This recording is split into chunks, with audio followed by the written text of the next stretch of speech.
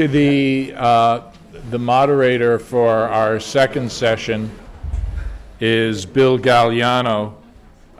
Bill was a star of the moot court team here and graduated from the law school in 1980, and he now chairs the real estate group at Ulmer and Byrne. So, Bill. Thanks, everyone. We have a nice panel here to merge from our first panel into our and then to our third. After having a panel of academics provide you a good basis for their analysis and their views on executive comp, we have three people here today that will, bridge that discussion into a little practical discussion as well.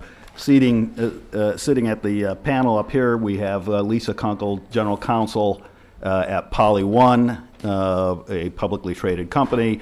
Lisa was formerly with Jones Day. We have Bill Mulligan with Primus Venture Equity as a private equity firm, and he has lots of experience in terms of investing in companies that become privately held, but has also served on public boards. And Professor David Walker of Boston U, whose expertise in areas that he concentrates on in his teaching is in the corporate and the tax areas, and they kind of blend together into the executive comp area and his teaching in the area of actual deals. So we're happy to have them, and we're going to start off with Professor Walker.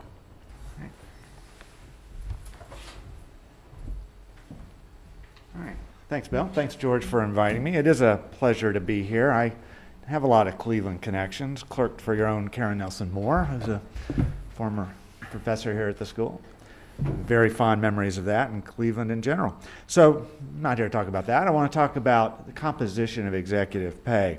So the fundamental building blocks of executive pay really haven't changed that much over the last 30 years. Executives still receive salary and bonuses and stock options and stock and perks and long-term incentive plans. Even inside debt. A lot of people have been touting inside debt holding as kind of the cure for the excess risk-taking at banks. That's really not new. Executives have held debt in their own corporations through pension plans and deferred compensation for a long time. Now, there have been tweaks to these various elements. If you look at what perks executives get today, they're quite different than what they got before. And I'm going to talk about stock because I think stock looks different than it did some time ago. But I think it's safe to say that the biggest changes over the last 30 years in executive pay have been in the amount, which tends to get the focus, and it was quite appropriate that the first panel started with how much are these guys overpaid. That's where everybody focuses. That's been a big change. But the other big change has been in the composition, the pay mix. And that's gotten less focus, but that's where I want to talk today. So the 1990s was the decade of the stock option, right? At the peak of the dot-com bubble in the year 2000, if you looked at the aggregate pay of the top 5 executives of the S&P 500, 60% of that was in stock options. Now that's using, Jill asked, how do we value this stuff? Of course, that's always an endless question. This is ex-ante grant date value using Black-Scholes, which I think is the only really consistent way to measure what's in a pay package. So 60% was options, 10% was restricted stock, everything else was 30%. Last year, 2011, fast forward, stock options down to 18% of this aggregate pay. There's been a dramatic reduction in the fraction of executive pay in the form of stock options. Reliance on stock, on the other hand, is mushroomed, right? It was 10%. Really, it was consistently 10% up till the year 2000.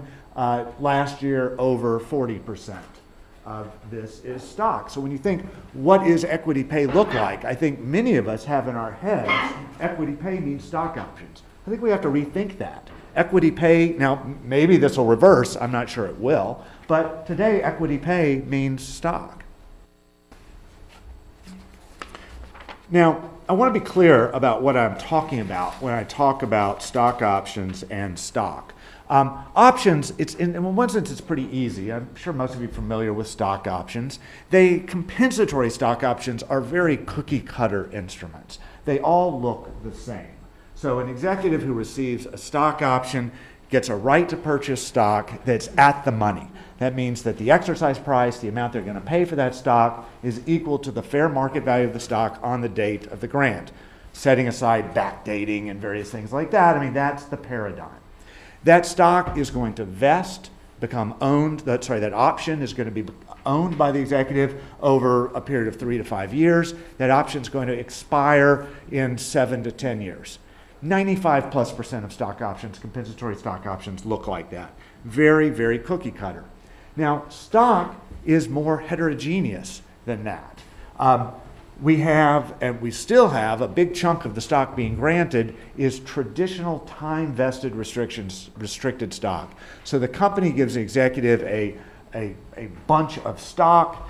If the executive sticks around long enough for that stock to vest, it's owned by them. They keep the stock and we're done. And in fact, they're taxed at that point. So that's pretty straightforward.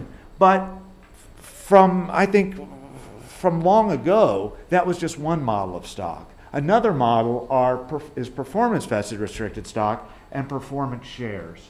Now we're adding not just a time hurdle. You don't just have to stay for it to vest. There's also a performance hurdle. The company has to achieve some performance objectives.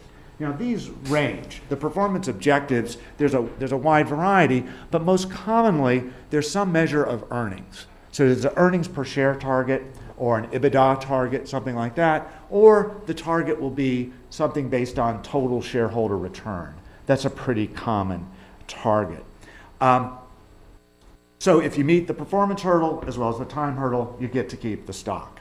Now, so I'm kind of drawing in this talk this stark comparison between options and stock. But if you think about it, a share of stock that vests only if you achieve a performance hurdle like total shareholder return, that actually kind of looks like an option, right? So performance vesting, given some hurdles, it depends on the hurdle, starts to blur the boundary a little bit between stock and option. So on the one hand, I'm giving you the story of the change. On the other hand, I'm telling you it's a little bit muddled because of performance shares.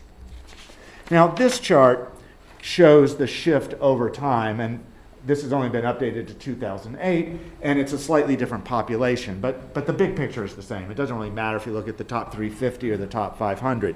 But I wanted to talk here a little bit about why this has occurred. Why did we have this shift from options? This is the red line, options, which have kind of plummeted the use after 2000. The dashed blue line shows the big increase in stock. Why did this occur?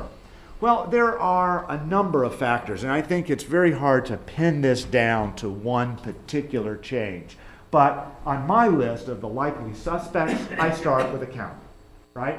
So in 2004, the Financial Accounting Standards Board announced that going forward, stock options would have to be expensed. You'd have to take a hit on earnings if you paid people with stock options. Before that, they were free from an accounting perspective. There was no adjustment to earnings on grant, on exercise, at any point. Every other form of compensation resulted in an expense for compensation, so stock and salary and everything else, right? So this was a big thumb on the scale in favor of stock options, not just for executives, but for all employees. There was no earnings hit. So I think that this was a major factor in the shift from options to stock. Now, I hesitate because the rule was announced in 2004. The rule didn't take effect until 2006. This change obviously started happening before that, right? But the rule was announced in 2004, and I think maybe the smart money was that this was coming well before that. I mean, the FASB started looking at this again seriously, I think, in 2002, if I'm not mistaken. So I think despite the fact that the rule came after, I think it could still well contribute to that shift. But there's other stuff going on that complicates the picture. So the red line, the option, the aggregate share of compensation that is options running up in the 90s and then dipping down, that also kind of looks like the market, right? And we had a huge market rise during the 1990s, and then we had the crash of the dot-com bubble. I think that might have caused executives to have a greater perceived risk of options. If I was an executive that held an option in the 1990s, man, it was just like printing money, right? But when the dot-com bubble burst, it wasn't so clear that holding options was that great a thing. Maybe stock looks a little safer. So this could have caused executives to prefer stock over options. There are other things. You remember the Enron bankruptcy in 2001? You know, I was joking that my students don't, right? I mean, students don't know what that was. But so we had, you know, a couple of scandals at about the same time, Enron, WorldCom, that maybe weren't driven by options, but, you know, options were tied up in that. And I think options got a bit of a taint, became kind of a four-letter word, and some companies might have shifted away from options to stock because of that taint. We could also talk about the 2003 cut in the tax rate on dividends that might have influenced the shift. I can talk about that in the Q&A. But a number of factors driving this change, I think. And I think this is a great question. I think it's a fascinating question, but it's not really where I want to focus today, because I think whatever the cause, the shift from heavy reliance on options to heavy reliance on stock matters from a policy perspective. Now, I first want to talk about risk. So, executives have a lot of influences on their behavior. Their portfolios of equity in the firm is one factor that influences their appetite or tolerance, however you want to think about it, for risk. Now, what matters is an executive's portfolio of stock and options. We don't want to just look at their annual grant. We want to know what they hold. But clearly, if you shift from giving executives a bunch of options to giving them a bunch of stock over time, their portfolios are going to be much lighter on options and much heavier on stock.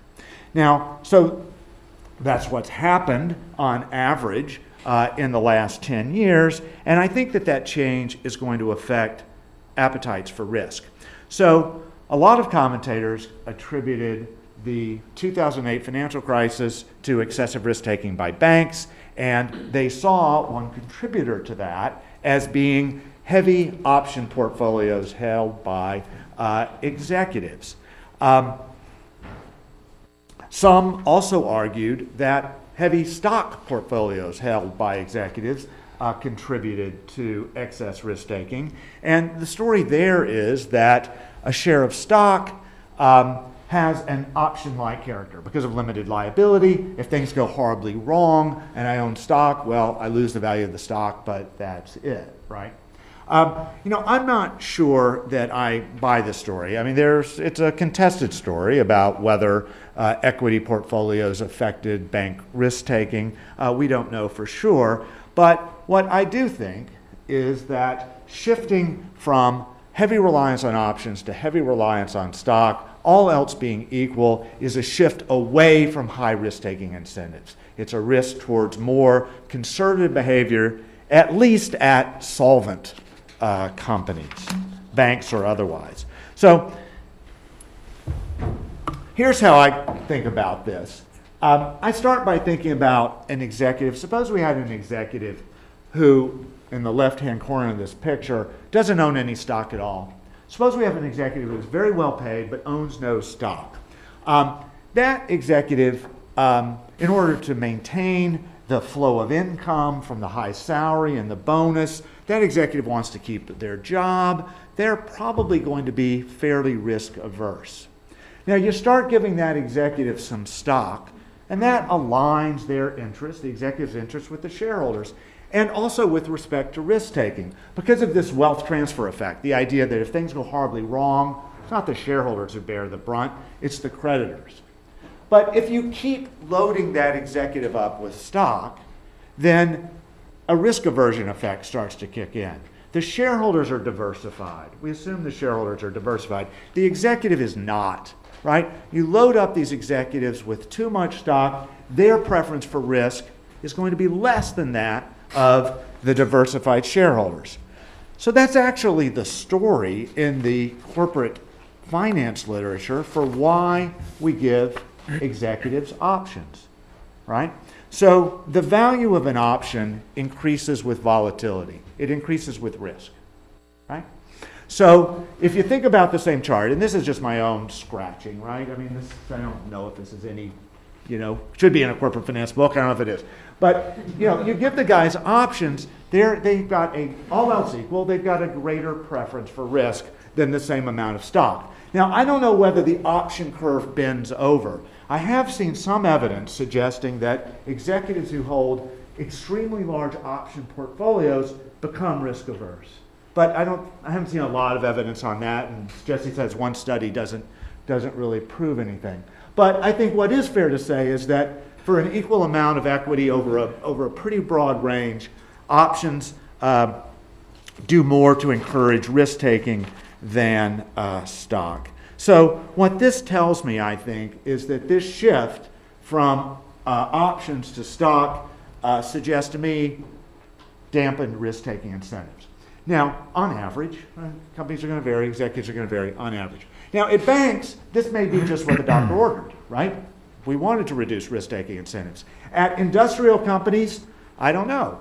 I mean, it's possible if we go back too much reliance on stock, we're going to have insufficient risk-taking incentives. Now, I do have to continue to put in this caveat, this asterisk.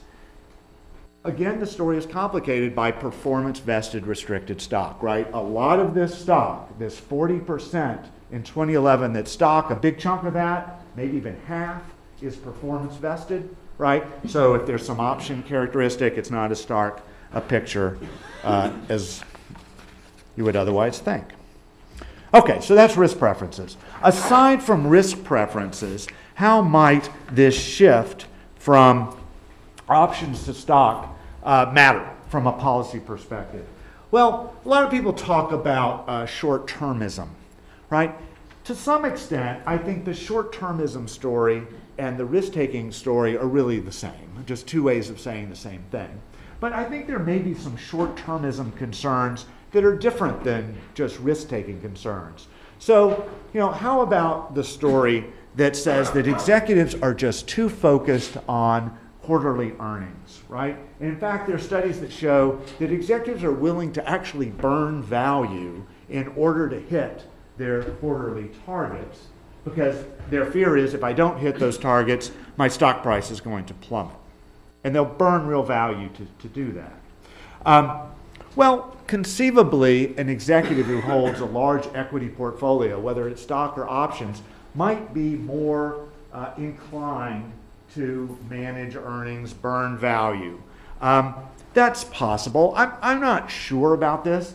I've talked to people about this. I think there are a lot of factors that cause executives to be too focused on short-term quarterly earnings. And compensation is just one of them, right? At the end of the day, the question I ask myself here is that if I'm a long-term shareholder and I want my executive to focus on the long term, would I rather them hold a bunch of stock or no stock at all? I think I'd rather them hold stock. Anyway, so there's a question about short-termism. The last thing I want to talk about here is about performance sensitivity. So in some cases, I think this shift from options to stock could actually result in greater performance sensitivity. Now, options are performance-based pay. At least that's what the tax code says. In 162M, options are performance-based pay. But they're, in a way, they're really not, right? Because the options that we use are really driven by market movements, right? If you were holding an option during the 1990s, whether your company was a leader or a laggard, you made a lot of money. And that's always been true, and that's still true today. That's just the way options are designed. Options are extremely rarely performance vested. They're just very standard options. Now, stock, again, is different. There's more variation, there's more differentiation, there's more experimentation going on in stock design. And this may be good or bad, and this is a story I want to tell and a point I want to emphasize. So on the plus side, adding these performance hurdles to stock vesting can improve the link between pay and performance. So, bless you, in the last panel there was some talk about indexed stock options. We've been talking about indexed stock options for 10 years, maybe 15 years, but we never see them. The idea was that instead of rewarding executives based on market movements, which is what a stock option largely does, we want to reward an executive based on the movement of their stock relative to their peers. So the exercise price would be indexed to the market movement. Sounds like a great idea. It sounds like really time pay to performance. But we've never seen these. These have just never taken off. Maybe for tax reasons or accounting reasons or just path dependence, I don't know. We've never seen it. All right, but some companies have achieved something similar through performance vested restricted stock. So think about the use of total shareholder return. That's just the movement in your stock price plus dividends, total shareholder return. We're going to use this as a hurdle for vesting stock. Not only are we going to do that, but the hurdle is going to be measured relative to your peers. All right? So Chevron does this, for instance. So Chevron measures total shareholder return over a 3-year period, and then they look at the total shareholder return for their 4 closest competitors. Exxon, BP, I can't remember the other 2. Where Chevron ranks in that continuum determines how much stock the executives get. I think that looks a lot like an index stock option, something we never got through a stock option we can get through performance vested stock. I think that's a good thing. That's really linking pay to performance. Now here's the negative side for all this, I think. The negative side is that cookie cutter stock options, despite their flaws, there was one good thing about them, which is it was fairly easy to measure the value ex ante and compare it from firm to firm. Black-Scholes isn't perfect, I know that, but it's a pretty good model, and I could compare a bog standard stock option over here to one over here. Performance vested restricted stock is different. It's much harder to compare. The question is, the problem is that hurdle, that performance hurdle, is it a serious hurdle? How hard is it to meet? Is it easy to meet? Are we throwing them softballs, or is it tough? That takes some real doing, right, for an investor to figure that out. Now, this was also going to be a problem with index stock options if we'd ever gone that route, because the question would have been, well, who picks the index? What's the index? Is it solid, or is it too easy for the executives to achieve? But my point is that in a world dominated by stock, and in particular performance vested stock, investors are going to have to work harder to understand whether the hurdles are serious, difficult to meet, easy to meet, in order to compare the real ex-ante value of pay packages from firm to firm. All right, so let me just wrap up. So here's my kind of 30,000-foot view of what's going on here. So we've got this shift from options to stock. I think it likely reduces executive appetites for risk on average. I think it's pretty clear that it does, to the extent that the stock is time vested, simply time vested restricted stock. More complicated if it's performance vested stock, and there these vesting hurdles become critical. And these performance hurdles, well, they affect the risk-taking incentives and they affect the sensitivity of pay performance, at least in some situations, if the hurdles are based on something like total shareholder return. So it all comes down to, at the end of the day, how those hurdles are designed. Okay, and I will stop there. Thank you.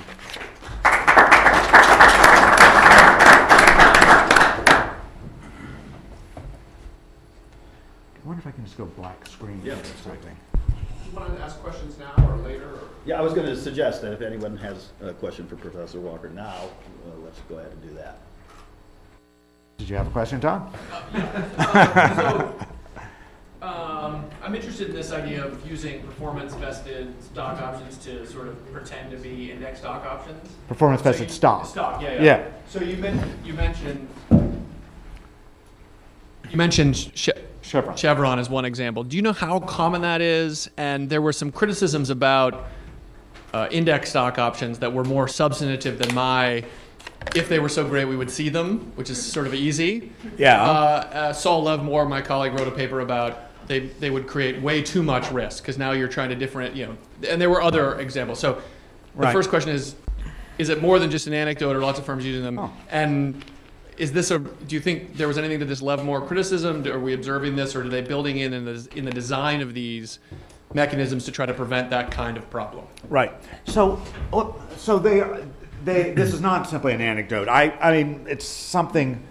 So once I'm no longer associate dean and I can go back to real work, maybe I can find out, because I'd love to look, but you'd have to look at a bunch of proxy statements in order to figure this out, right? This is the problem, is you can't just look at the summary compensation table and tell, right? You got to go through and look detail by detail. But I've looked at enough to know it's pretty common. And there's a good Cook, the compensation consultant, has a nice annual survey, and they provide at least, oh, I'm sorry, you can't hear me? So they provide at least a list of how many companies are using performance vesting. And they tell you how many companies are using total shareholder return. And so that starts to get there. But what they don't tell you is how many are using it on a relative basis versus, so I don't know, Todd. I mean, but I think it's really fairly common.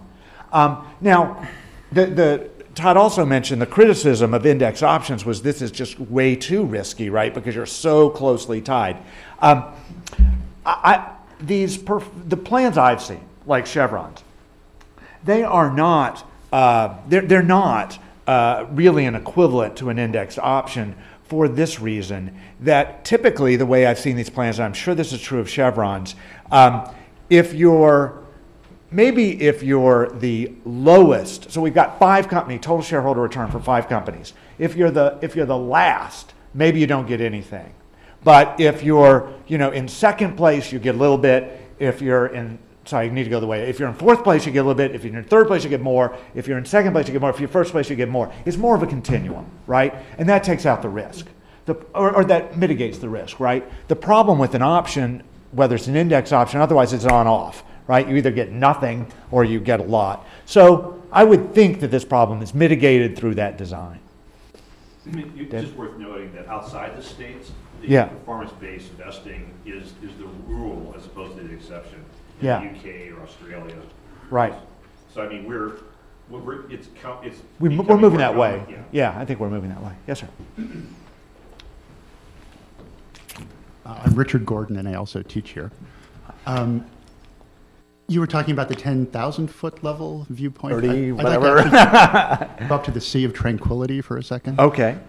Whenever I hear the discussions about stock options versus stock, et cetera, it reminds me of whether we're going to pay public school teachers based on student test scores or on some other criterion. And in fact, what we're doing is rewarding either teachers or managers on the basis of something that is related to, but not too directly to, their management or teaching skills. It's a proxy, but it may not be a very good proxy. What about going back to the old days when we simply had boards, at least supposedly, evaluating the quality of the actual management provided or the quality of the actual teaching? Or is it just that we don't have a good technique for doing that? Boards don't, either school boards or boards of directors just don't really do their jobs very well. So as a result, we have to rely on a proxy rather than an actual evaluation. Right. Oh, there are a lot of good questions in there. I mean, I think, I think when you're looking at the senior executive, particularly the CEO, I don't have much problem using equity as a large chunk of their compensation. I think it was misguided to push stock options as a serious portion of pay down in the ranks, because if you're below the executive suite, in my view, you just don't have enough influence over the stock price for the stock price to be a meaningful proxy for your performance, right? And this was actually, I think, one of the problems with the old accounting treatment with options, is that encouraged really broad use of options, right? And I think that was probably wrong. So I'm comfortable using equity, using stock price as a measure of performance for a CEO and probably for the executive suite.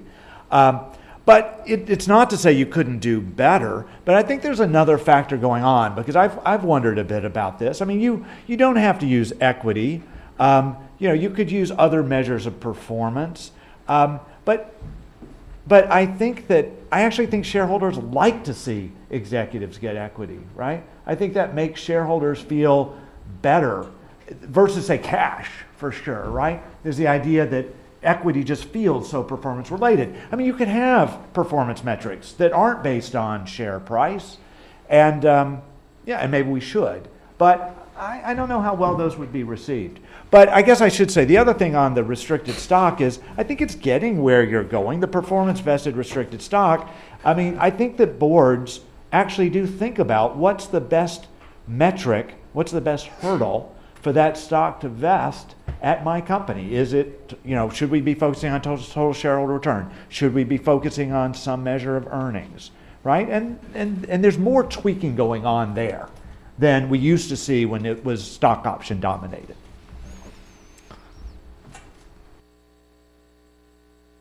Okay, I'm sure Good. there'll be some more questions for you later after All right. we engage in some Absolutely. Thank you. more discussion. Next, we're going to have our next two speakers speak right from their seats. Lisa Kunkel from Poly 1. Thanks, Bill, and thank you, everybody. As a representative from corporate America, I guess I'm implicit a bit in all of this corporate greed, but I thought instead of talking more about theory, I would spend a little bit of time today talking from a more practical standpoint, what it is that we do at my company around executive pay. So the topics that I was hoping to cover today were, first of all, what we do when we set our compensation. You've heard a little bit today about say on pay and pay for performance, so I'll touch on that a bit. I'll also talk about engagement with shareholders, which I think is a new trend, and I'll talk about disclosure a bit as well.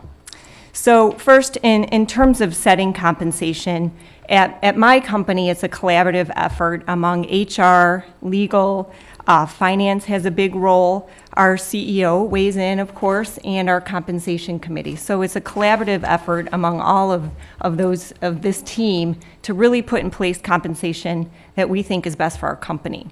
So what we do when we are considering how we're going to structure our compensation programs, first we look at what are the metrics that will allow our company to advance its strategic initiatives. So we really do spend a lot of time thinking about the correct metrics to use. For example, in the downturn, everyone was focused on cash, right? So we shifted our focus to working capital goals, and we used that. We had an initiative to improve profitability, so we had operating income as one of our goals. Now we're thinking, maybe growth is what we want to focus on, so maybe we have a revenue goal. So really kind of looking at what are the overall things that we want to drive within our company and how can we put in place incentives for our employees to actually drive that performance. Secondly, we try to make it easy enough to understand and measure so that everybody knows what behaviors they have to have and control in order to achieve the goals. We talk a little bit about indexing to peers, and actually before I came to Poly 1, there was some sort of structure in place where there was I think it was return on invested capital as it related to peers, but it was so complicated that I think no one understood at all what it meant, and so we kind of scrapped that and started over. Thirdly, we've considered the structure of the program in prior years. We try to be consistent. I think as people learn more about what their compensation is, they are familiar with the various components of their compensation, and I think that helps to be consistent from year to year. We also look at disclosure and how our compensation that we're approving will look in our proxy statement, how shareholders and proxy advisory firms will be viewing the compensation. We don't want to spend too much time having that drive our behavior because it is an internal thing that we should be looking at. But of course, we want to make sure that our shareholders are happy. And we do also look a bit at the policies of the proxy advisory firms. There are also tax and accounting considerations that we look at, so we'll get our finance team involved and our tax team involved to make sure that we all understand what impact that would have on our financial statements from an accounting and tax perspective. I actually came across some interesting data the other day that I thought I would share. It was a study that was conducted by PwC of directors at public companies, and it was one of the questions that they asked was, what is it that influences boards' decisions as it relates to executive compensation? And 86% of the directors cited compensation consultants as very influential, followed closely by the CEO with 79%, and then institutional investors at 54%. So, you know, we do involve compensation consultant in setting our compensation, and I think the main reason I see that compensation consultants are helpful for our compensation committee is that it gives them a sense that they are not out of bounds, if you will. So these compensation consultants are looking at other companies and seeing what they're doing, and they kind of get some comfort from knowing that the decisions that they're making are not, you know, way out of line. In that same study, the director stated that they believe that proxy advisory firms have a lot of influence, but nearly half of the directors described the thoroughness of those firms' work and the quality of their recommendations as fair or poor. So I thought that was an interesting perspective. So secondly, I wanted to talk about Say on Pay. So this past year, past spring was the second year of Say on Pay. You'll recall last year was the first year where shareholders had the ability to actually vote yes or no on compensation. Incidentally, last year they also had the ability to vote on the frequency of how often they would be voting on pay. The results of that first year vote, I think almost all or a significant majority of companies now have an annual Say on Pay vote. So we do as well, and that was actually we recommended an annual vote. In terms of support for Say on Pay proposals, I'm sure many of you are aware that support for pay was, I think, surprisingly supportive. Shareholders, for the most part, voted for executive compensation well over 90%. After the first year of Say on Pay, companies were required to state in their proxy statement how they looked at their pay or the results of the prior year's vote and describe what it is that they had done about the results of their vote. At Poly One, in our first year of Say on Pay, we actually had some disclosure in our proxy statement around home loss reimbursement for some of our executive officers and a related tax gross up for that. So it was a bad year to go into the Say on Pay. We got a negative recommendation from ISS on the, actually we got a positive recommendation from Glass Lewis. But the ISS report focused on that home loss reimbursement, which we had committed to, you know, in years past to reimburse our executives for the loss on sale of their home. So the following year, what we did in response to the vote, we actually got 68% approval for our compensation in the first year.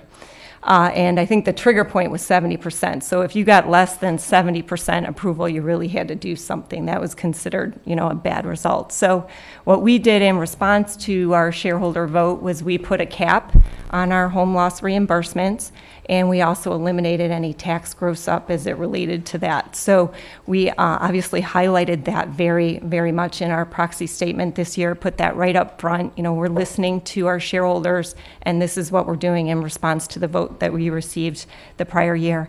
And I'm happy to say that this year we got over a 94% approval rating on our compensation. So, you know, one-time anomalies like the home loss reimbursement can really affect, I think, your vote.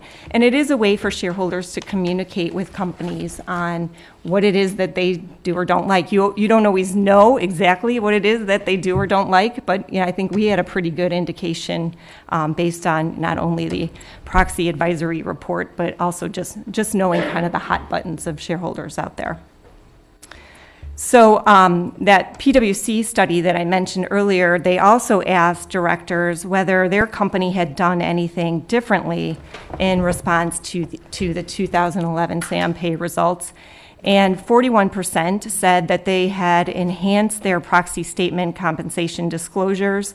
They used more graphics, they used an executive summary, and they simplified language. 29% said that they made compensation more performance-based to better align with shareholder value. 23% said that they increased the company's communication with proxy advisory firms. And 21% said that they revised compensation plans to reduce controversial benefits like tax gross-ups or accelerated vesting. So we've talked a little bit about pay for performance today, and pay for performance disconnects were very common trigger, I think, for negative say on pay votes both last year and this year. You know, it's kind of I think a complicated rule system from the proxy advisory firms on what that means. That I think ISS, for example, will look at their methodology, will look at total shareholder return and put an overlay on top of that. Is that going up, and is your CEO's pay going up, or is there a disconnect where the total shareholder return is going down, but your CEO pay is going up? And this year, I think ISS actually overlaid on top of that a peer analysis to see whether or not, you know, are you outperforming your peers from a total shareholder return standpoint, and is your CEO compensation in line with that? I also wanted to touch a bit on engagement with shareholders. We get a lot of pressure to talk to our shareholders. You hear all the time, oh, the shareholders want to hear what you're doing. And so we have begun reaching out to our shareholders, especially if we're going to have on our proxy ask for approval of an equity plan, for example. We'll go make sure that our shareholders are aware of what the issues are that we have in our proxy statement and ask for their support in advance. The interesting thing that I found in this area is that we'll have our investor relations folks call our shareholders, and oftentimes the people that they're talking to are not related at all to the people who are making the decisions on the proxy statement itself. I mean, they have the relationship with the investment side of things, and so we've had a couple of responses as, oh, yeah, I don't really care about that, you know, just do well, you know, make sure your company's doing well. So we're kind of working through some of those issues. And I also think a common response that we'll get when we talk to shareholders is we just follow what ISS says, or we just follow Glass Lewis. So I think that those proxy advisory firms actually do have quite a bit of influence. Lastly, I wanted to talk a little bit about disclosure. As general counsel of a public company, I spend an inordinate amount of time preparing our proxy statement. Depending on what issues we have in our proxy statement, it can be, 50 pages. So we spend a lot of time tweaking the disclosure. We, as consistent with the study that I mentioned, we try to make it as reader-friendly as possible by putting in charts and graphs and summaries and things like that. I often wonder if people actually read half of what we're putting in there. So, but disclosure is very important. I think some of the SEC rules around disclosure may be a little bit confusing at best and misleading potentially. In the summary compensation table, for example, you have to put in the stock option grant column what the value was at grant versus whether or not they've actually realized any value as it relates to those options. So there's some frustration, I think, with our executive team, but I didn't really make that much money, and there's a potential I might not make that much money. So we try to explain a lot of that in the disclosure itself. So that's kind of the landscape of the things that I consider as it relates to executive compensation.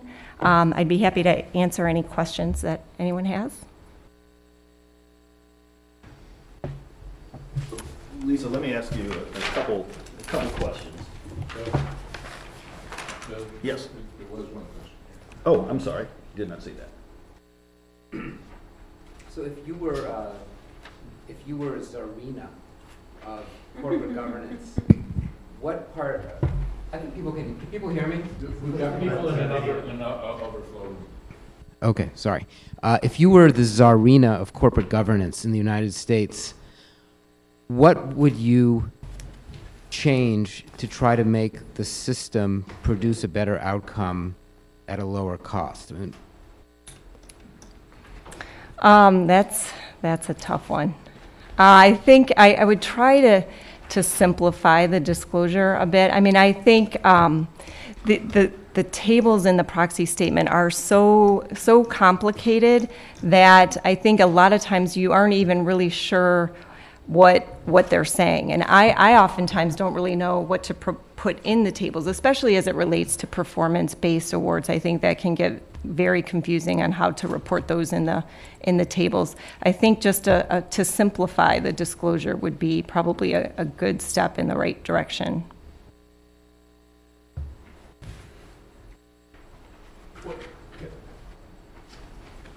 Can I just ask a related question? What do you think you would do if the SEC didn't require anything? So if the SEC just did away with all the disclosure obligations with respect to executive compensation today, do you think you would? What do you think you would do? Would they have? I guess it depends on whether or not shareholders would still be. Would they still be voting on our comp arrangements? Yeah, let's assume yes, right? So you still have say on pay. Then I think, okay, so if we had say on pay or we needed approval of our equity plans, things of that nature, I think we would have to provide some level of disclosure and tell our story to our shareholders. Maybe, I mean, I'd like to say some free-form type of disclosure would be easiest from my perspective, because then we can really have the ability to really tell our story in the way that we want to tell it. I can see where that might get a little out of hand and make it even more confusing for shareholders. So I think I would just really tell our story. I would put out some disclosure that would really give them a basis for approval of what it is that we're asking them to approve. You know, it's interesting, Lisa, that you find those tables are complicated, and I can see it's frustrating. But I really look at the disclosure as being a kind of a huge victory over the last 10 years. That now we have, I think, a fairly useful bottom line number for compensation for every executive. Mm-hmm. And it's interesting that your executives kind of are and I can understand this, that they're not really excited about using an ex-ante Black-Scholes measure of option value. I can see that. But of course you need that for comparability, right? But that's easy. I mean, they don't like it, but it's easy, right? But what's hard, the performance vested equity grants. That's really much more complicated, mm-hmm. right? And that's something I don't even understand. I'm not sure I even understand. I understand conceptually how one values a stock option ex ante. I mean, I've looked at Black-Scholes enough to understand that. But I'm not sure how you do that with performance vested stock when you're comparing your shareholder return, like that Chevron case I was talking about. When you're comparing your total shareholder return to that of your peers, how do you figure out ex ante how much that's worth? Mm-hmm. Maybe it's W-2. Maybe we just have them disclose their W-2 income, and that's the end of it. Right. It is hard. Lisa, you joined PolyOne in 2007, correct? Yes. All right. So you joined the company, pretty much at the start of the recession period. Has that affected, or during that 5-year period from then to now, have you seen a shift at all in the composition of the total compensation package for your executives, and is it in any way related to the economic conditions over those last 5 years? There has, obviously, we had some concerns as we kind of waited out the economic downturn, but I will tell you that our company has performed very well, and we've actually achieved some substantial progress and payouts on our performance-based compensation, but I think our shareholders are generally happy. I mean, I think they're happy to reward our executives for the performance that we've given to them. To answer your question in terms of what we've done differently, and I alluded to this in my remarks, is that we really did try to tailor our compensation to affect the things that we think we needed to address at that time. So for example, when cash was very important, we went to working capital as a percentage of sales as one of our metrics. So those kinds of things, I think, are what we're doing to deal with the overall economic situation. And a lot of companies, at least during the first 3 or 4 years of that period, were pretty much holding steady at a 0% gain on cash compensation or base salary, and over the last couple of years, maybe around 3%. below historical averages that may have been 4 or 5%. Have you, in terms of conserving cash and or looking at other metrics for your company, have you had a similar experience as far as the base salary portion of your executive compensation? Yeah, actually, we, during the 2009-2010 time period, we did not provide increases to our executives at all. And then I think starting in 2011, we had a modest increase in salary. It was along the lines of 3%. The other thing we did actually was when we approved our long-term incentive in the beginning of 2010, because of the uncertainty with the overall economy, we actually had a one-year performance period.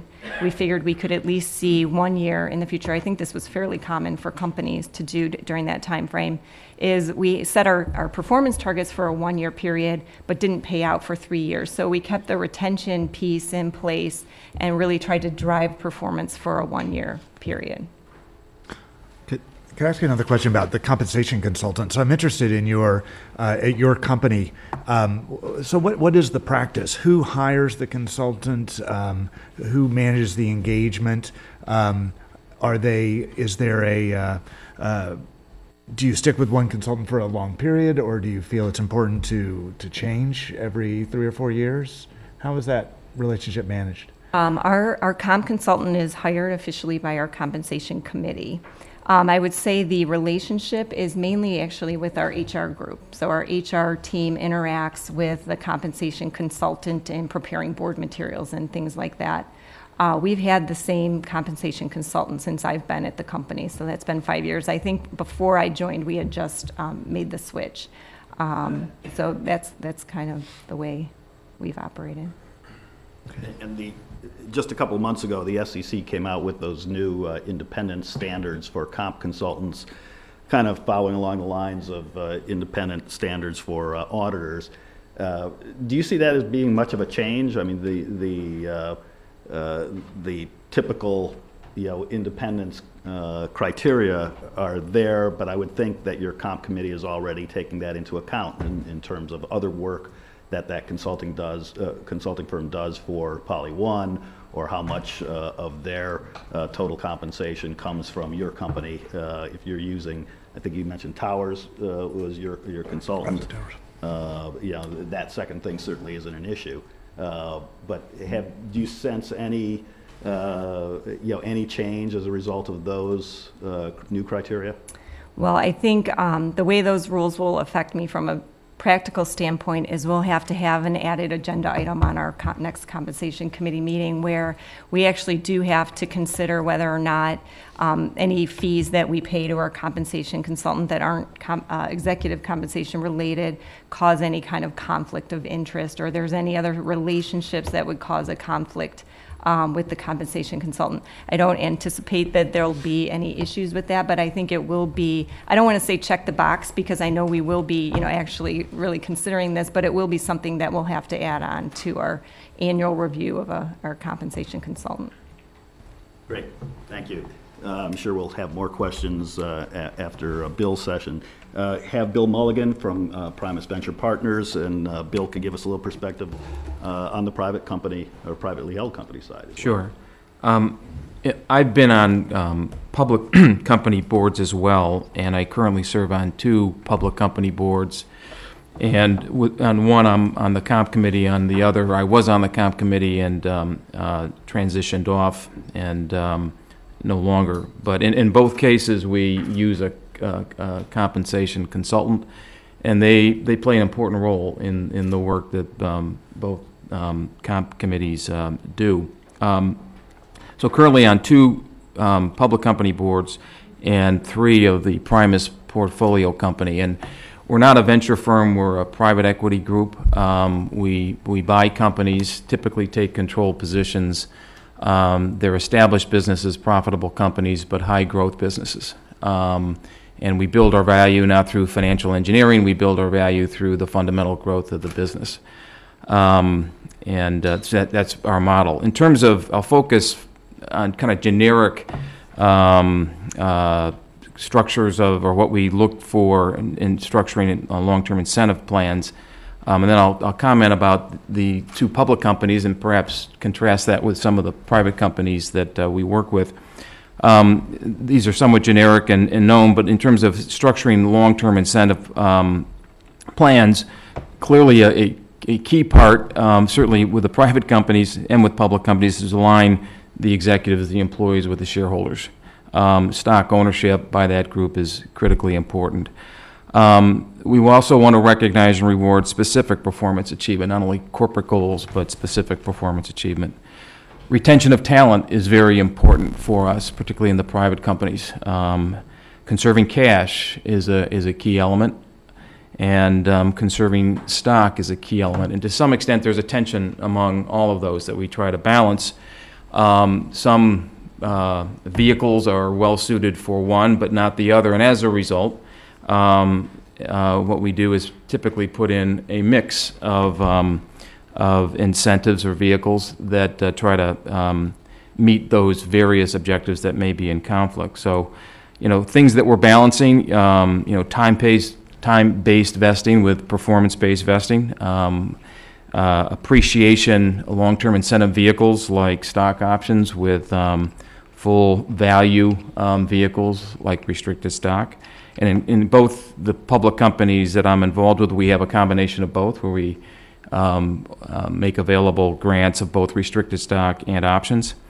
Cash conservation, which is probably more significant, more important for private companies. Stock conservation, where you have to go out to shareholders to get approval, may be more important for the public companies. Retention value versus motivating stock appreciation. We just had a situation recently where we bought a company, structured the equity exclusively in options. It's been a tough investment for us. The options are underwater, and we've had to restructure that, and the new plan is a combination of options and stock. So in the event they do leave, they leave something on the table, since they're full value restricted shares that are part of the mix. So again, balancing those. And then, aligning broad corporate goals and shareholder interests, share price, total shareholder value, with the achievement of specific performance goals throughout the executive suite. So we work to balance all of those. Again, it's as a result, we typically put in place, certainly the private companies, but also in the two public companies I'm involved with, a mix which includes base, bonus, and both bonus programs for the public companies I'm involved in are tied to earnings. They're pretty straightforward. One is an earnings per share, another one is an absolute earnings number. Incidentally, within the last 2 years, no bonus was paid in one company, and a less than max bonus was paid in another, so we think it's working. What do we try to avoid when we structure these things? I think it's been touched on before. Accounting expense is an issue, certainly for the public companies. Adverse tax consequences, the administrative burden we place on the organization, and complexity. We prefer a simpler program. The programs with the public companies I'm involved with, again, have a base and bonus, and then they have a combination of restricted stock and options as part of the mix. And in one case, we make annual grants, and in the other case, less frequent than that. In our private companies, we have a lot more flexibility, and stock ownership by the key executives is a key element. I'll give you an example of a company we are in the process of hopefully buying right now. It is owned by another institutional investor. The management team owns roughly 15% of the company. And our requirement of that management team is that they roll over 10% or 2/3 of their current ownership into our deal.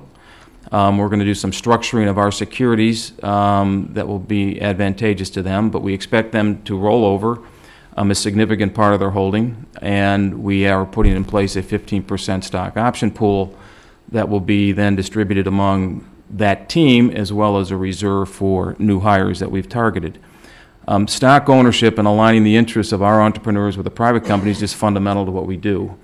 And actually, we've told the management team that in the event and we've told the seller that in the event we don't get a 10% rollover, we will not buy the company. So, and they're going to do it. They're excited about the prospects for the business. They'd like some liquidity as part of the transaction. But the first issue we addressed with this team was whether or not they were prepared to roll and be part of the company going forward, and they are. All of our companies have significant ownership held by the management team. Anywhere between 10 on the low end to north of 50% on the high end. When we are doing any investment, that is a key element to our decision. One is the rollover, and then incenting them with stock. Now, it's easier with a private company because this stock is something that will be sold alongside us. So if we win, they win. If they win, we win. It's not something that is liquid that they can sell. And we do restrict their ability to sell. The stock is typically structured when putting in place these grants with 3 to 5 year vesting. Some of it's performance related, most of it is time related. If someone's not doing the job, we can make a decision to terminate an employee and recapture the unvested stock and hire who we need. A little different dynamic, but stock ownership is fundamental. With that, maybe I'll take questions or open up questions for the panel.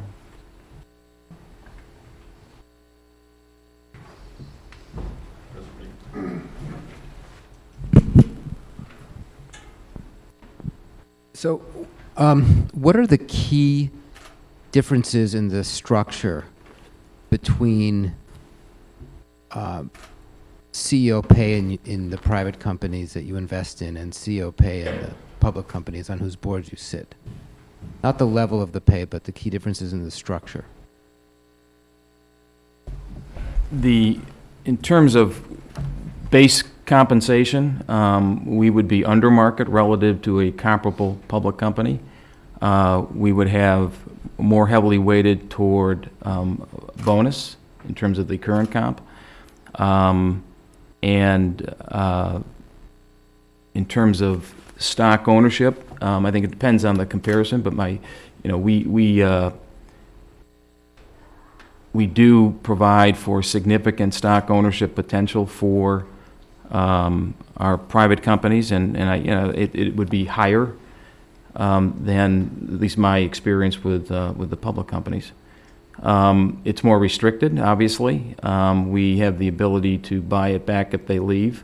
There is a longer-term vesting, but I think if you were to profile our portfolio and match them up against comparably sized public companies, we would have more heavily weighted toward long-term incentive, more heavily weighted toward bonus, and lower base salaries. And I think the total benefit or perk package would be fundamentally different.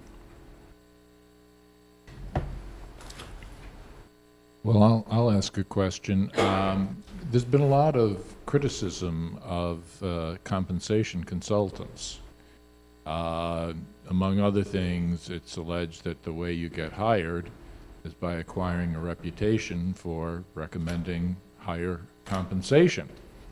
So I guess I'll address my question first to David Walker. In your work, are you aware of the influence of compensation consultants, and do you think it's beneficial or detrimental? And then maybe the other panelists might want to respond. I don't know, George. I mean, compensation consultants are ubiquitous, right? I mean, I don't think there's a large public company that doesn't use a compensation consultant. So I'm not sure how we know whether they're helping to drive up pay. I certainly think that at one time they probably did. I think at one time compensation consultants probably were useful in justifying higher pay levels. Today, I don't know. I don't know if that's still the case. I mean, I definitely think that compensation consultants can play a very useful role. I mean, their ability to collect data.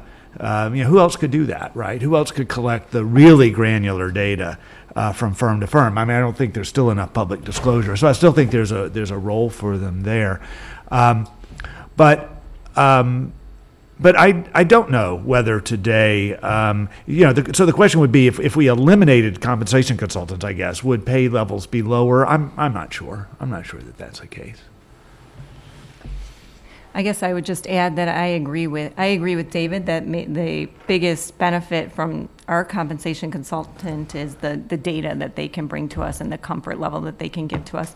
I will tell you that our compensation consultant, I don't want to say pushes back, but they'll certainly tell us the trends as it relates to things that we may not want to hear. Like, for example, the trend away from tax gross ups, or the trend away from not accelerating vesting, for example, in a change of control. Those kinds of things they're telling us about as well. So it's not always, you hear about the ratcheting up as it relates to compensation consultants. I mean, I can see a little bit of a ratcheting down from our compensation consultant.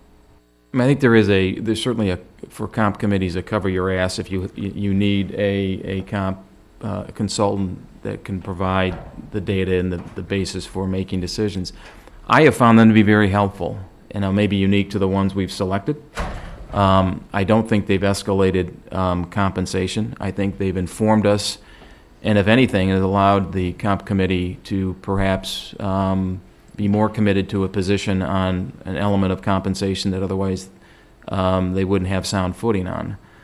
So again, it may be unique to the ones that we've used, but I found them to be helpful, and I think as a member of the board, this is not something that you're going to be able to invest the time. You're not going to have access to the data, and I think it's a resource that that allows you to be better informed, and as a result, I think we've made better decisions.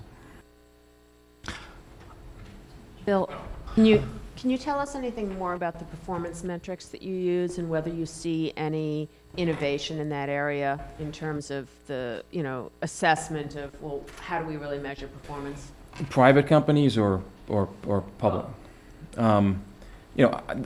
Things we put in place are pretty much plain vanilla. In the private companies, we want the team to own stock. We want them to have significant equity incentives, and that's where we really focus.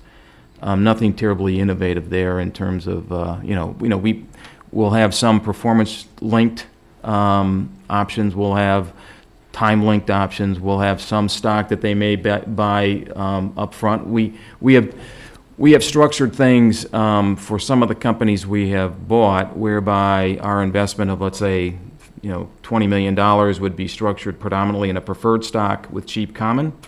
So we allow the management team to come in and buy cheap common. Not representative of the true value, but that's the price per share. I mean, we've done that in a number of situations. And then lay on top of that, a set of options that may have escalating exercise prices. But nothing more sophisticated than that, to be perfectly honest. Stock ownership is important, and the bonus plans are pretty straightforward, tied to profitability. We do have in one case where we have a bonus plan that actually pays out over 3 years.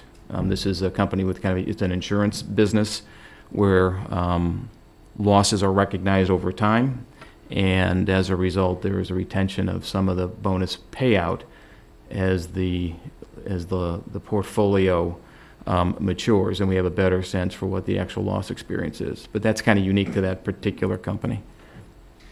Let me tell you the question I want to ask, but I'm not going to ask you. And this is just to make fun of Jesse, since he asked a board member whether or not my generic statistical study was in her experience. I want to ask you, are your CEOs overpaid? But I won't ask you that question. So from each of you, if you could have one reform to the executive pay regulatory world, whether it's more regulation or less, what's the one regulation that you would, what's the one reform or one change you would make, either more or less regulation? I guess the regulation that causes me the most angst, just in terms of making my way through it, is 409A, which is the tax regulations. So I guess I'd like to repeal that. But to answer your question on CEO pay, I guess I'll take that one on. And this kind of goes along with a little bit of what Jill was saying, is I see our CEO, and I would not want that job. I mean, even given the amount of money that he makes, I would not want that job. I mean, it is a hard job. And I think that's part of why the market pays what it does. I mean, there's stress involved, there's long hours involved. And so I guess that would be my one comment on that. So I'm going to agree with obviously repealing 409 Cap A, and while we're at it, 162M and 280G, and I mean, none of those rules are doing any good, right? I mean, companies, I don't know what your experience is, but every proxy statement I read says that taxes are a consideration, but not, they're paying their executives more than $1 million a year in straight salary, and they're saying, well, tax is one consideration, but it's not a dominant consideration, yada, yada. So it's not doing any good at all. But that's easy, so we get rid of all of those. I actually struggle. I constantly struggle with this, right? I mean, I've got this long-term project, which is what's the least bad way to regulate executive pay, right? Because it's not clear that we can do any better. So Lisa's not going to like this, but I still think maybe there are more things we can do on disclosure, actually, because I don't want to do anything coercive. I mean, I think the things we've done that have been coercive, either tax or otherwise, are, very prone to unintended consequences, as you know. So one thing I'm interested in is, we haven't talked about this, but vesting, right? So a while back, everybody was really hot about the short-termism problem, and we had Roberto Romano suggesting that executives should be required to hold stock until post-retirement, right, and things like that. And I'm certainly not willing to go there, but it is interesting to me that we don't have very much disclosure on the holding period of pay. We've got a lot of disclosure on the amount of pay, a lot of disclosure on the form of pay, but not so much, at least nothing, you can get it bit by bit, you can get it granular, but there's no really overview. I'd like to know how long the executives at Chevron are tied up in the equity of their company versus, that's not an easy thing to do, right? So that's one small area in which I think I'd like to see some more disclosure. I'm not sure I have anything to add. Well, I wonder, can I ask you about the vesting thing? Because I think it's interesting. I was thinking about, because you said that the restricted stock, obviously at the private companies, is tied up for a longer period, right? And since you have experience in both, why in the public company setting, why does stock vest over 3, 4, 5 years? Why hasn't that changed in 20 years? Should it be longer? Does your experience with private companies kind of inform your thinking about that in the public company sector? I think there is a market out there in terms of vesting. In the private companies, we would love to vest them cliff vest at year 10.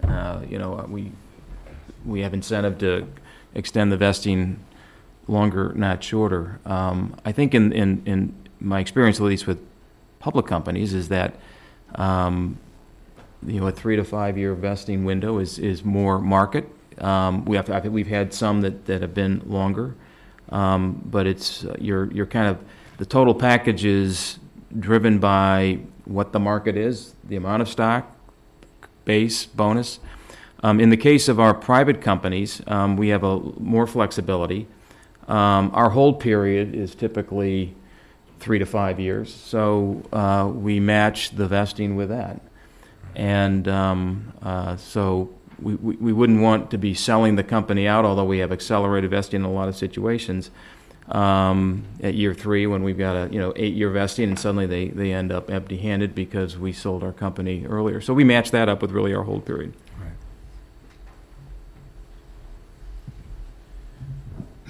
Right. There is a lot of movement. About 15 years ago, there's a big movement in target ownership plans. You have to own 5, 10 times your salary and base. I think it's a good idea. But I think there's a lot of companies now that are putting in these hold till or hold pass retirement plans, and I think it's literally. I mean, part of it's window dressing, but part of it is I think they want to have serious equity skin in the game, and they sort of say, look, this is a risky thing. They're bearing risk. We're paying them a lot.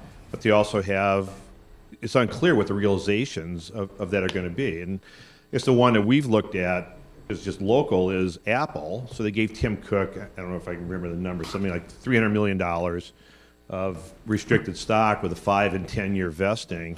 Of course, it's a good deal. I think it's worth like $650 million now. So it's good work if you can get it. But I mean, but that kind of thing I think is becoming pretty common. And I think it'd be good if a company gets a lot of abuse, if the executive, it's been there for a while, doesn't have some skin in the game. I think it's really a bad thing. But then there's the other issue. Do you want all their eggs in one basket?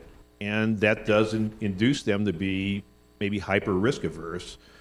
On the other hand, the people, if you have that kind of contract, you're going to get the kind of people that are going to be attracted to that. So in the PE world, you're not going to get somebody that's looking for a salary and a country club membership. You want somebody that's skilled, thinks they can really move the needle, and they want those kind of contracts. There's a matching that goes on as well. So I mean, but I think companies are moving into this, hold till or hold past retirement, and I think a lot of executives now that I run into, they basically say, look, even if they don't have that requirement, they're just not going to sell very much until after they retire because they don't want to put up with the abuse, saying why have I sold this, and they're worried about getting sued in a insider trading case.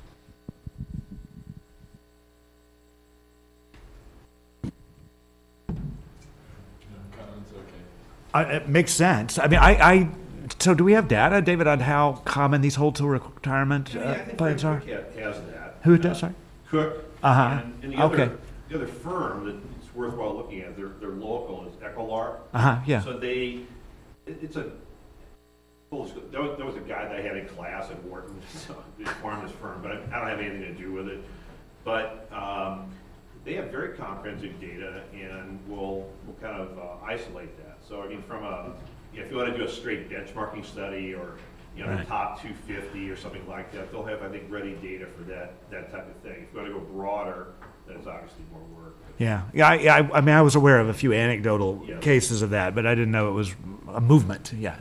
Yeah. Well, I've used it in one public company where I am on the comp committee. There was this was a company that went public, and there was a complicated transaction, but ended up with a large grant up front of stock, and that's tied to just what you outlined, which we think is good. Now there are annual grants as well, and we just transitioned because we think there is, a need to provide for some interim liquidity, the eggs in one basket issue. So we have a mix, but the large grant initially is tied to retirement, doesn't take delivery of the shares, and doesn't have control of those shares. And so we've done that, and I like that plan. We have stock ownership guidelines that are actually a set number of shares, and our executives have 5 years to meet the guidelines, and they have to keep. That's the minimum number of shares that they do have to keep until they retire.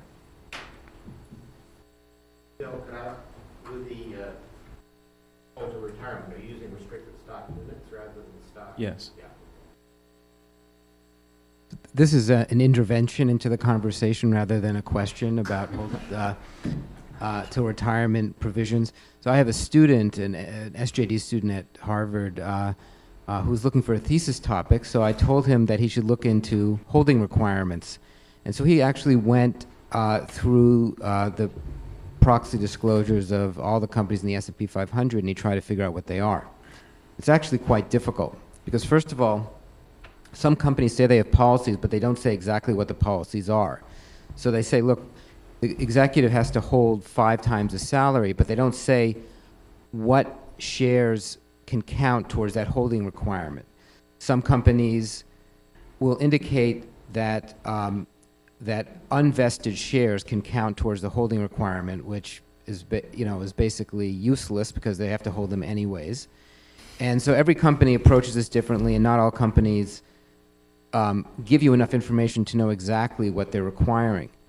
For the companies where you can figure out what they're doing, the holding requirements tend to be quite low relative to total compensation and total equity compensation, because they're typically keyed to salary, which is, you know, maybe 15, 20% of total compensation. And what he found is that if you look at the holding requirements relative to actual holdings, they are a tiny fraction, which could either mean that the holding requirements are basically useless and they're just there for window dressing, or they are optimal holding requirements and executives are holding far in excess, you know, by choice for the reasons that David mentioned, that they don't want to be seen as selling out and or potentially accused of insider trading.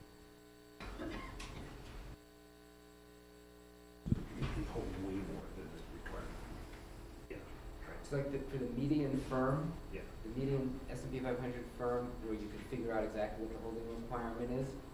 The CEO tomorrow could sell 90% of the equity that they own without hitting the holding requirement. Well, I'll ask another question. Lisa made a couple of references to ISS, Institutional Shareholder Services, the leading proxy advisory firm, and you mentioned that in the survey, people said it was very influential, but that most of those surveyed thought that their criteria were not very good. I had enlisted an officer of ISS to be on the program. Unfortunately, he had to cancel last week because of a family emergency. Jeff Gramlich, who's going to be on the afternoon program, has done some work with ISS, although he's not a... TMI readings. Yeah, okay. With their parent... Okay. So he's not a spokesman for ISS, and we don't have one here. But do you think, the panelists think that the influence of ISS has been beneficial?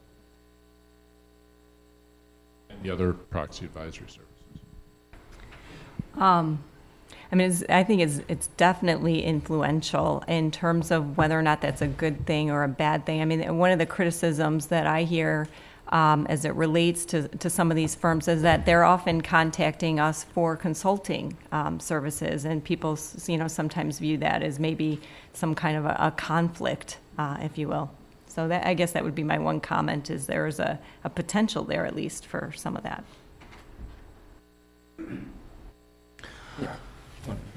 So, you know, I guess the question would be, you know, what if we didn't have these proxy advisory companies? I mean, they are definitely providing some information. I mean, I agree that probably what they're focusing on sometimes is the wrong thing. Like you were talking about these, I can't imagine that these payments being made to these executives for housing losses were very significant in the scheme of things.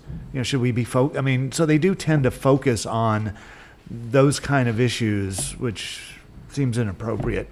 But what if we didn't have them?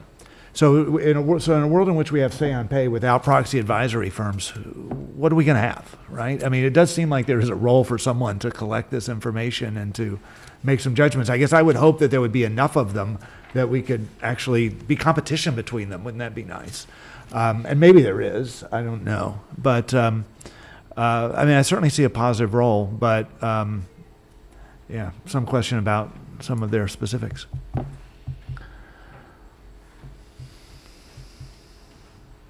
questions? No? Or any other comments that the panelists would care to offer? No, don't think so. Okay, well, fine. We'll adjourn for lunch for all those who are registered for the conference. It's in one of those rooms across the hall. I don't know which one it is. And we will reconvene for our third and final session at 1:30. I want to thank Bill Galliano as moderator and all the panelists for an excellent session. Thank you.